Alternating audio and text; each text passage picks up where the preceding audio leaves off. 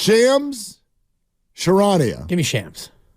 The mindset in Golden State right now is everyone but Steph Curry is on the table. That's the mindset. Now, realistically, there's an asterisk, right? Like Klay Thompson, would they want to keep him long-term and keep him in Golden State? I think that's been their hope. They have not been able to reach a contract extension with him. We've talked about it. And Draymond Green just got back from an extension. Those have been their three core guys in the front office. They're big fans of Jonathan Kuminga, big fans of Brandon Podziemski. They're big fans of Trace Jackson-Davis. But Wiggins and everyone else on that roster except Steph Curry has to be in play for this team. They're going to be looking to make moves. The tough part is, if we know this, the other teams know that. They know their value is so low right now. If you're Andrew Wiggins, if you're Draymond, if you're Klay, so like, what can you even get for them? The problem also is, like, you want to make moves, you want to be aggressive, but they also don't want, from what I'm told, they don't want to take long-term money back. You don't want to take another massive contract back. So you think about a guy like Zach LaVine, can't do it, who's making 3 years, he's got almost $140 million after this season.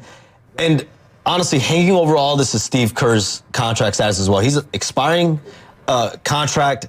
There's no sign of a new deal as of right now for him either. Wow. And so this Warriors team, they're teetering right now. As we're just under a month until the trade deadline, I think they will be active. Everyone but Steph Curry has to be in play. Michelle Beadle gave you, she sounded like she was doing an impression of you doing an impression of Farhan. Yeah. Wow. Yeah, I mean, it's... everyone but Steph. Hopefully she doesn't get paid by the word, because she chimed in with about 3 or 4 words. I loved her performance. She was great. She nailed it. Yeah.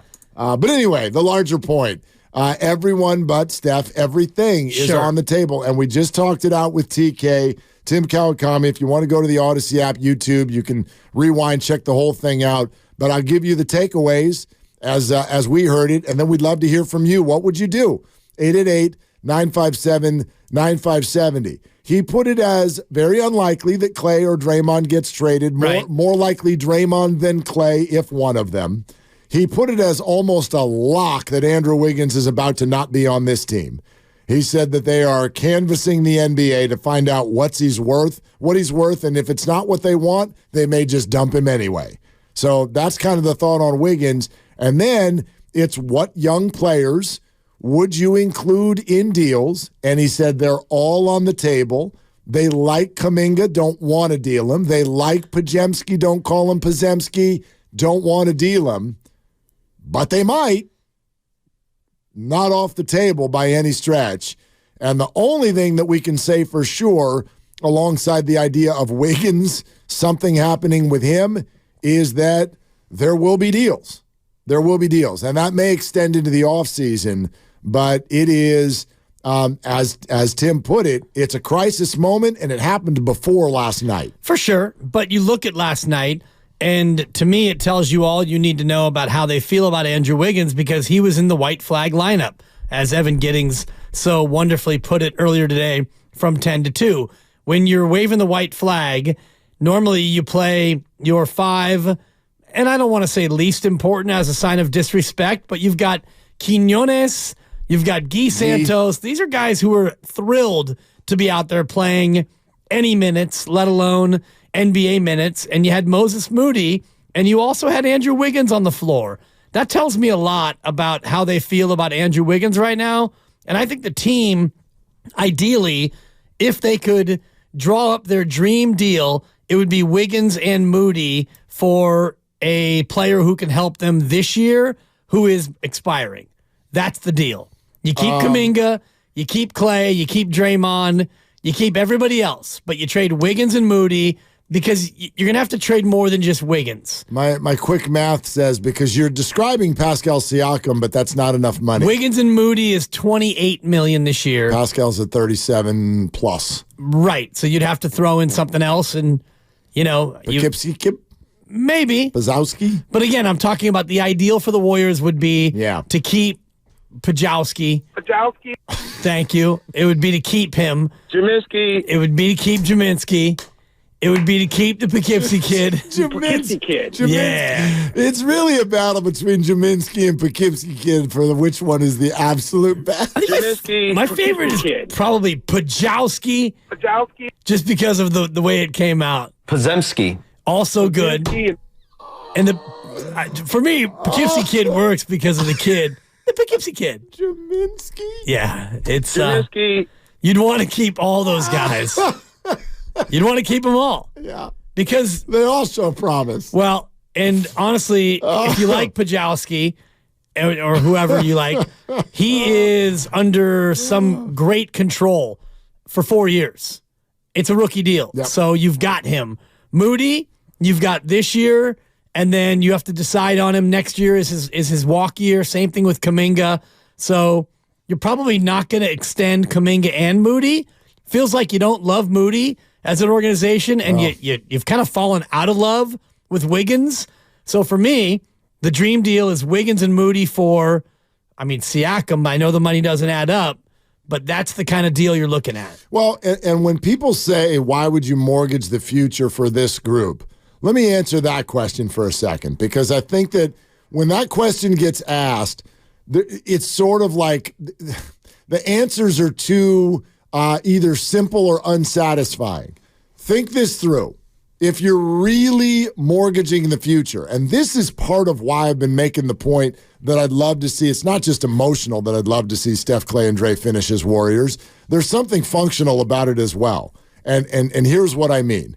If you're really worried about mortgaging the future, you've got to think that one of those future guys, one of the young guys that you have, is like that dude. That dude. Because as we all know, the NBA does not work without that dude. Right. You are not going to go win anything without that dude. So if you think that Kuminga could be that, then yes, put a Vulcan grip on him and you're not letting him go. But if you've decided he's not that, and I bet most of us think he's not that, he's a very interesting player and he's got a lot of raw talent. And I think he's got a great future in the league. But that dude, I don't see that. And if you don't see that, then you shouldn't be so worried about giving him up. Because in theory, he is kind of a replaceable piece. You can find other people who can be a 3, 4, 5, 6, 7 type of a player. The other side to it is Steph Curry. Whether you think that this is a fool's errand or not, he has the remainder of his career. The Warriors are committed to that. The fan base does not want him gone. So, no matter what player you're talking about, you've got to decide, does he fit with Steph? What is the specific fit with Steph Curry? And I don't think Jordan Poole's was great. And I don't think Jonathan Kuminga's is great. This goes to kind of what TK was saying, though, about maybe it's time to start playing differently. And he had me thinking about that in terms of absolutely somebody who can get the ball and go up and dunk it or score in the low post. Right now, you don't have a team that can score at all three levels. You can score from the outside level from three better than any team in history, although this year it's been down a little. Your mid-range game is largely non-existent, and you don't have, outside of Kuminga, anybody who can really get to the basket and finish with authority at a consistent level. So maybe you end up addressing one of those things, and that's where I look at Kuminga and think he could be a difference maker because he gives you something that you don't have otherwise. Well, this is why Wiggins was so great in the playoffs a couple of years ago. Right. Because if Steph Curry, this is the way the conversation we were just having, if Steph Curry on a given possession, if it's all locked up, if he's double teamed and he just is like, I'm not going to get a good shot here, then you want to go to somebody else who late in the shot clock can create their own. Klay Thompson, not great at it, and they don't have anybody on the interior that they can just dump the ball into. So what do? This is why once upon a time, Draymond called Kevin Durant and was like, we need you. We need someone who can just be like, here you go, big fella, go get a shot. And Wiggins actually has that skill set. What happened? I don't know. But he did. Yeah. He did. And so you can give him the ball with 6 seconds on the timer somewhere, anywhere on the court, and Wiggins can at least get you a passable look at the hoop. Is Kuminga that? To a degree. Right. But I would argue Kuminga, at this point in his career, still, he likes to shoot the three when it's wide open, and he likes to get to the hoop. But I don't love the Jonathan Kuminga, I'm going to drive and then create my own mid-range pull-up. Right. That's what you need. And Jonathan may turn into that. He's not quite that yet. So it's like, what are you looking for? You're looking for who Wiggins was 2 years ago. Right. Wiggins can't do it, and Jonathan might be able to do it, but not yet. Right, and so by the time he can do it, it might be past the Steph Curry prime. And that's the most tantalizing part about the Jonathan Kuminga discussion for me is, let's just say that he's going to be a great player. Star, I don't even want to put a name on it. Let's say that Jonathan Kuminga eventually is 20 points a night consistently, and he is a 2 on a good NBA team. Okay. He's that guy. He's not a 1, but he's a legitimate 2. Well, if that's not until 2028, then it doesn't really do you any good in the construct of the Steph Curry window, which is what everybody says this is about. So if Jonathan Kuminga can't be his best version of himself for 4 more years, well, then maybe you do trade him, and you trade him while he's at his highest value, knowing that it might hurt you in 4 or 5 years, but also knowing that he might be good enough to bring back a Siakam in a deal. You're listening to 95.7 The Game, KGMZ FM and HD1 San Francisco, always live on the free Odyssey app, Twitch and YouTube, powered by First NorCal Credit Union, the smart choice for low auto loan rates and super simple online application process. We came in, and this is sort of the way that I've phrased it, because I've been a big, I don't want to say defender as if they did something, but I've been a proponent of the big three finishing their careers in Warrior uniforms. I still am. I never won't be. They are my favorite basketball team that I've ever watched, and I don't want them to get shipped out, especially for a song. But for me, last night sort of ripped away what I would refer to as my ability to question it if they do. Like, they've got all the ammo they need to explain why they're going to do whatever it is they're going to do. I still think it's unlikely, at least now at the trade deadline. I still think I'd rather see it not happen. I still want to see Draymond come back from his suspension and have those three play good basketball together. That is still my hope. But for me, last night was absolute rock bottom. I know that's crazy to say on a Wednesday against the Pelicans, like whatever. But when the Warriors have had moments that have felt like this in the past, you could explain them. There were reasons. Draymond not being on the floor last night is not a good enough reason. This team has reached a level of such disconnect, such poor play. We're questioning effort. They can't even stay on the floor for any 5-minute stretch with a solid team. That's what you've seen from Toronto and New Orleans the last 2 times out. So with all that said and booing in the stands, you got to take what comes. You got to take whatever this team throws at you. And they're absolutely right to say Steph Curry is the only one off the table. And you look at that 4 weeks away from the deadline, and you have to answer really tough questions as an organization. And the chief among them, to me, is the Jonathan Kuminga question. Because if you think that he is legitimately going to be a great player and you want him to be a great player for your organization, then you keep him. And at the end of this year, you give him a monster contract extension, which is what you did with Jordan Poole. And you look at other players in Kuminga's draft class, some of whom will get big extensions. Some already have, and that's the way it goes at the end of your 3rd year. So you have to decide on Kuminga either way at the end of this season. Yep. Either you believe in him and you give him a contract extension and he's yours and you keep him, or you trade him at the deadline, or you trade him in the offseason. You're not going to let him go into his final year of his rookie deal and play on that rookie deal. You usually don't do that with players that you like. Yeah. I mean, they've picked up the option, but you're right. Look, it feels that way for everyone right now. We've brought up almost every individual player and said, other than Steph Curry and maybe the rookies, like I guess not Pajemski, although he could end up in a deal. Right. But everybody else on this roster, you sort of got to make some sort of decision one way or the other in terms of what you want to do. What you want to do. Are they part of this future, or not? And are they going to be turned into other players, parts, or just let go for financial flexibility? Let's go to Justin in Menlo Park. Hi, Justin. You're on with Willard and Dibs. What's up? Hey, what's up, guys? How are you? Hey, great. I'm good. Just driving down the 101 into traffic, which is not a shocker at 4 p.m. I was going to ask you guys about Steve Kerr and how he sort of fits into this equation. And if I look at all the other teams sort of top of the table right now, like they've all done a nice job of developing players over the last 3 to 5 years.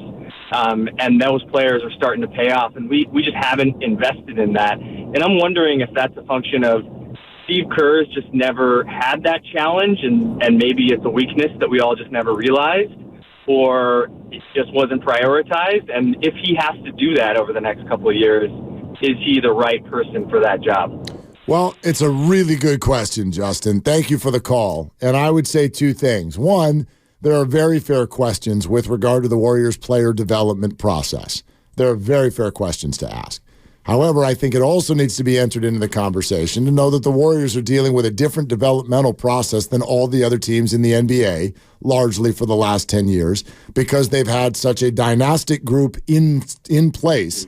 It's like you're limited in terms of how you can develop because you can't give young guys the minutes that you would like to give them. So I think both of those things are true, and we're still maybe not yet at the point where you really are at a fork in the road.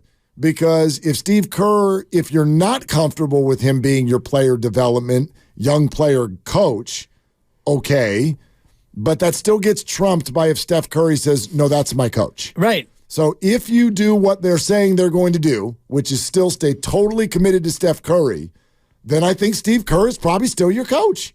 Assuming that Steve Kerr still wants to be the head coach, Correct. And he said as much on our show when we have him on every week that he loves doing what he does and he wants to keep doing it. So if that's the case, then, I think Joe Lacob ultimately would default to what Steph wants in that particular case, even if he doesn't think that Steve's doing a great job of developing the young players. But it's almost impossible to develop young players and win a championship. And the whole idea about developing young players to me is a bit of a misnomer. It's like being a system quarterback. Like you're a system quarterback if you don't do very well, and if you do well and you play for a coach that everyone loves, well, then you're a system guy.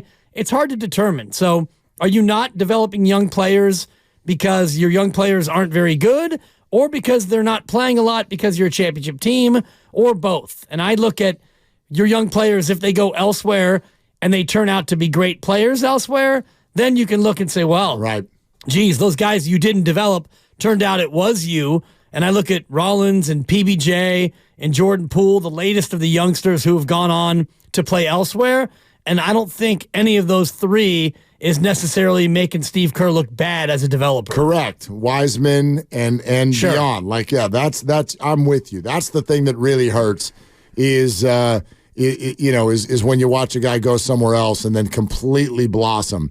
Let's go to Odell in San Pablo. Hey, Odell, what's up? Hey, what's up, guys? Can you hear me okay? Yep. All right. I got a quick little trade scenario for you. I think Wiggins probably just needs like a change of scenery. So I put into the little trade machine online. I put Andrew Wiggins over to back in Toronto, and then they send us back Dennis Schroeder and Scotty Barnes to make the money matchup.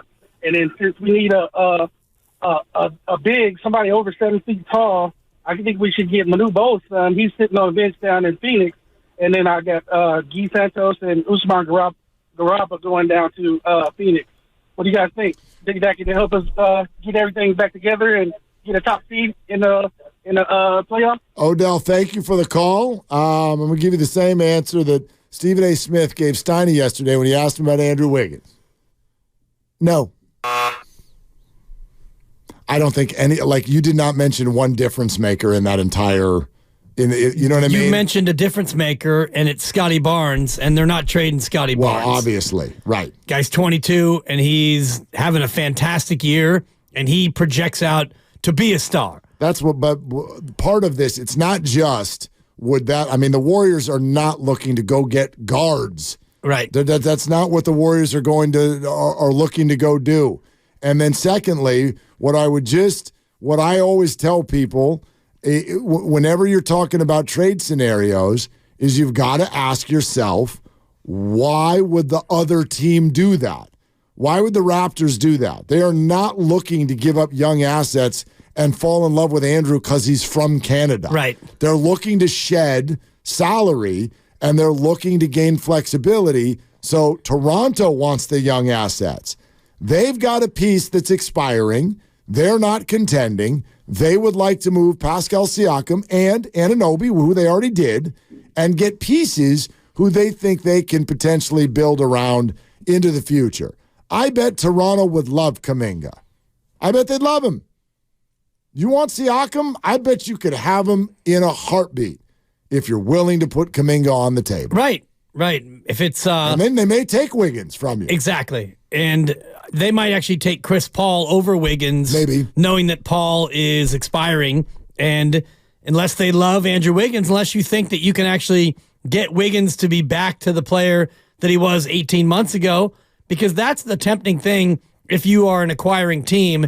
If Wiggins goes back to playing the way he used to play, then that contract is a bargain. He was playing $35 or $40 million a year worth of basketball when he was playing well. And it feels like it's been a long time since then. But this Wiggins is about a $7 million a year Wiggs.